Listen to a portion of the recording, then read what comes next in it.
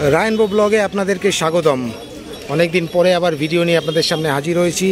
এই মুহূর্তে আমরা আছি কলকাতার প্রসিদ্ধ মন্দির ভূতনাথ মন্দির। আপনারা দেখছেন, আমরা সরাসরি আপনাদেরকে দেখাচ্ছি ভূতনাথ মন্দিরে। আজকে চৈত্র মাসের শেষ সোমবার। এই সোমবারে সেজে উঠেছে ভূতনাথ বাবা মহেশ্বরের মন্দির। আমরা দেখাবো একের পর এক।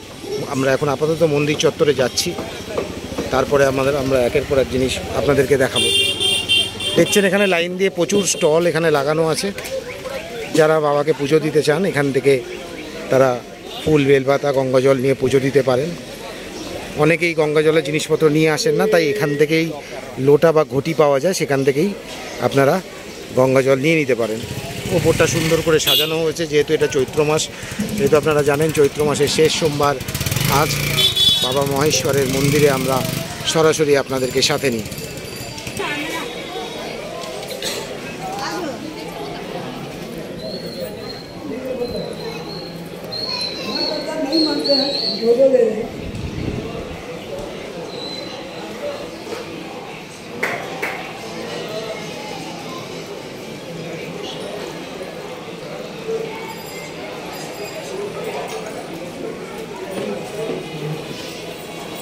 নন্দী মহারাজ আর স্বয়ং ভূতনাথ আপনাদের সামনে আমরা দেখাচ্ছি।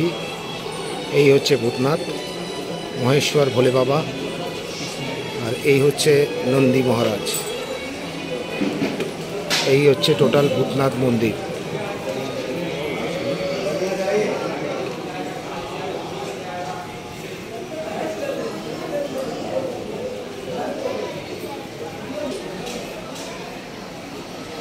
এই হচ্ছে প্রণামীর বাক্স। আপনারা এখানে দক্ষিণা দিতে পারেন। আপনাদেরকে দেখালাম বাবা মহেশ্বরের এই মুহূর্তে গেট বন্ধ হয়ে গেছে, তাই আমরা ভেতর থেকে দেখাতে পারলাম না, বাইরে থেকে দেখালাম মহেশ্বরকে।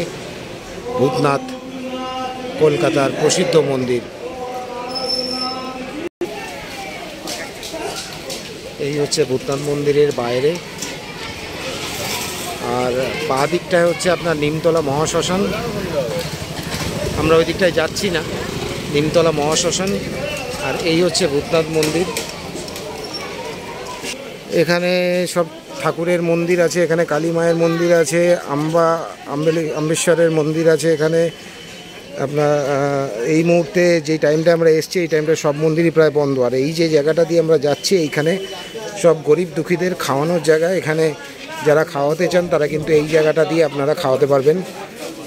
এখানে পয়সা দিলে ওরা খাবার অলরেডি প্লেটে করে সাজিয়ে রেখেছে। এই দেখুন, প্লেটে করে সাজানো আছে। এখানে লাইন আছে, তারা কিন্তু এক এক করে সবাইকে খাওয়াতে পারছে। এবার আমরা চলে যাচ্ছি এখান থেকে সরাসরি আরেকটি প্রসিদ্ধ মন্দির, যেটা হচ্ছে মোটা মহাদেব।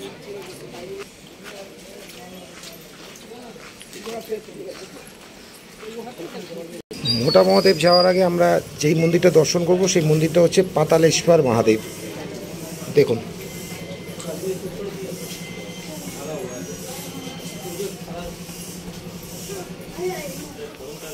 মাটির নিচে শিবলিঙ্গ, তাই পাতালেশ্বর মহাদেব। এইবার আমরা যে মন্দিরটায় যাচ্ছি, সেই মন্দিরটা হচ্ছে মোটা মহাদেবের মন্দির। খুবই প্রসিদ্ধ, খুবই জাগ্রত। আপনারা দেখতে পাচ্ছেন মন্দিরের বাইরের চিত্রটা। মন্দিরের ওপরে এক বিশাল আকারে গাছ উঠেছে, অশ্বত্থ গাছ। তার জটাই মন্দিরটাকে পুরোটাই ধরে রেখেছে। সেই মন্দিরে এখন আমরা এসেছি। খুবই জাগ্রত মন্দির। মনে হচ্ছে ভেতরে ঢোকা যাবে না, তার কারণ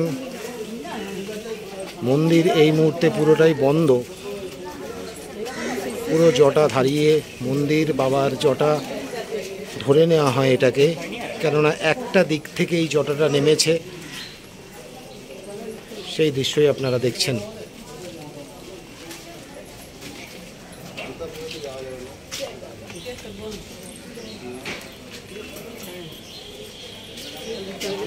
বন্ধ দরজা, তাও চেষ্টা করব আপনাদেরকে ভোলেনাথ দর্শন করবানোর। একটি দরজার মধ্যে ছোট্ট একটি ফুটো আছে, সেই ফুটো দিয়ে আমরা চেষ্টা করব বাবার দর্শনের জন্য। অধীর আগ্রহে লাইন দিয়ে প্রচুর মানুষ দাঁড়িয়ে আছে, আপনারা দেখছেন। সেখান থেকে আমরা বাবাকে দর্শন করাবো আপনাদেরকে। দেখুন, একটা ছোট্ট ফুটো দিয়ে বাবার দর্শন। এই হচ্ছে মোটা মহাদেব। আমরা দর্শন করলাম মোটা মহাদেবকে।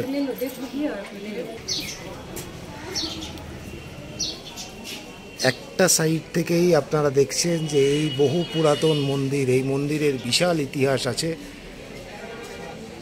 বহু লোক চেষ্টা করেছিল এই মন্দিরটিকে সুন্দর করে সাজিয়ে দেওয়ার, মন্দিরটিকে সুন্দর করে বানিয়ে দেওয়ার, কিন্তু যখনই তারা কোনো না কোনোভাবে মন্দিরে ওপর এই কাজ করতে চেষ্টা করেছেন তখনই তাদের ওপর নেমে এসছে দুর্যোগ। অতএব বুঝেই নিতে হবে যে বাবা মহাদেবের অসীম কৃপা এই মন্দিরের ওপর আছে, সেই কারণেই এই মন্দিরকে বাবা এই অবস্থাতেই রাখতে চান, এই অবস্থাতেই তিনি এর মধ্যে থাকতে চান।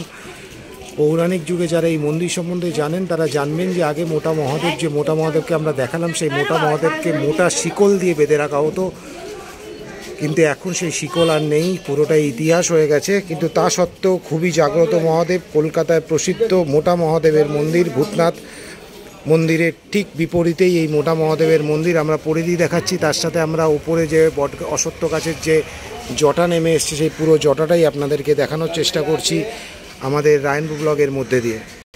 দেখুন কত বড় গাছ একটা মন্দিরের মাথাটাকে পুরো ধরে রেখেছে এবং একটা পোর্শন দিকেই কিন্তু জটাটা নেমেছে, অতএব ধরেই নেওয়া যাচ্ছে মোটা মহাদেব একদম চূড়ায় তার জটা, আর তার সাথে তার পেছন দিক থেকে জটা নেমে এসছে, যেই জটা এই মন্দিরকে জাগ্রত থেকে জাগ্রততর তৈরি করেছেন। সকলকে ভালো রেখো মহাদেব, সকলের মঙ্গল করো। এই হচ্ছে কবিগুরু রবীন্দ্রনাথ ঠাকুরের সমাধি প্রাঙ্গণ। আমরা একবার যাচ্ছি এখানে, তার সাথে সাথে আপনাদেরকে আমাদের কলকাতার প্রসিদ্ধ গঙ্গা, সেই গঙ্গাকে আমরা দেখাবো আপনাদেরকে। উদ্দেশ্য আমাদের আজকের দিনটা যেটা ছিল সেটা হচ্ছে আজকে সোমবতী অমাবস্যা, তার সাথে চৈত্র মাসের শেষ সোমবার।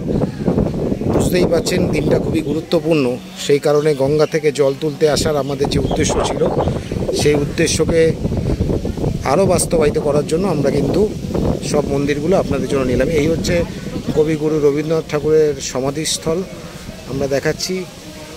এইখানেই কবিগুরু রবীন্দ্রনাথ ঠাকুরকে সমাধি দেওয়া হয়েছিল। এইবার দেখাবো আমরা হাওড়া ব্রিজ। এখানে পণ্ডিত ঈশ্বরচন্দ্র বিদ্যাসাগরের এখানে একটি শিলা স্থাপন করা হয়েছে।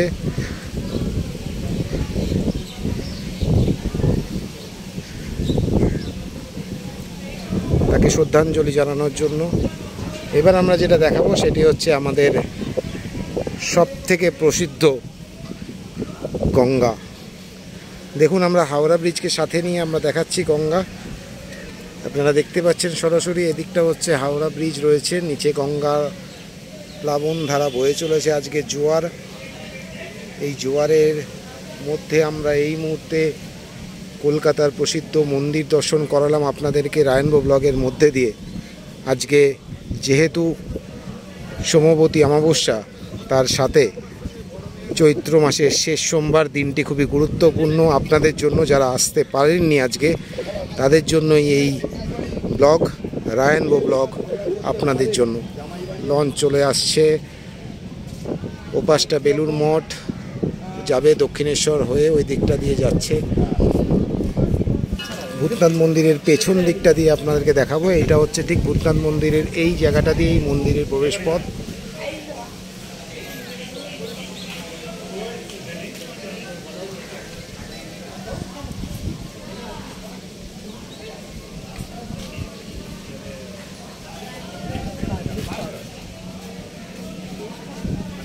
আজকের মতন ব্লগ এখানেই শেষ করছি। নিমতলা মহাশ্মশান, এখানে বার্নিং ঘাটে, এখানে কাঠের চুল্লি, তারপরেই আপনার ইলেকট্রিক চুল্লি আছে, এগুলো সবই আপনারা জানেন। তাও একবার করে, যেহেতু আজকে একটা বিশেষ দিন সে কারণে পুরোটাই আপনাদেরকে দেখালাম। যারা আসতে পারছেন না তাদের জন্য এখনও পর্যন্ত রায়নবো ব্লগ যারা সাবস্ক্রাইব করেননি অবশ্যই সাবস্ক্রাইব করবেন, এবং যারা ভিডিওটি লাইক করবেন অবশ্যই সাবস্ক্রাইব করবেন। আপনাদের জন্য রায়নবো ব্লগ প্রতি মুহূর্তে আপনাদেরই পাশে থাকবে। আপনাদের জন্য নানা রকম ভিডিও নিয়ে রায়নবো ব্লগ হাজির হবে আপনাদেরই সাথে। সবাইকে সোমবতী অমাবস্যা এবং চৈত্র মাসের শেষ সোমবার এবং ভূতনাথ মন্দিরের চূড়া দেখিয়ে আমরা আজকের মতন ব্লগ এখানেই শেষ করছি। সবাই ভালো থাকবেন, সুস্থ থাকবেন, এবং ভগবানের কাছে এইটুকুনি প্রার্থনা করি আমার চ্যানেলে যারা সাবস্ক্রাইবার এবং যারা সাবস্ক্রাইবার হবে বলে ঠিক করেছে তাদের প্রত্যেককে ভালো রেখো বাবা, সবাইকে শান্তি দিও। ধন্যবাদ।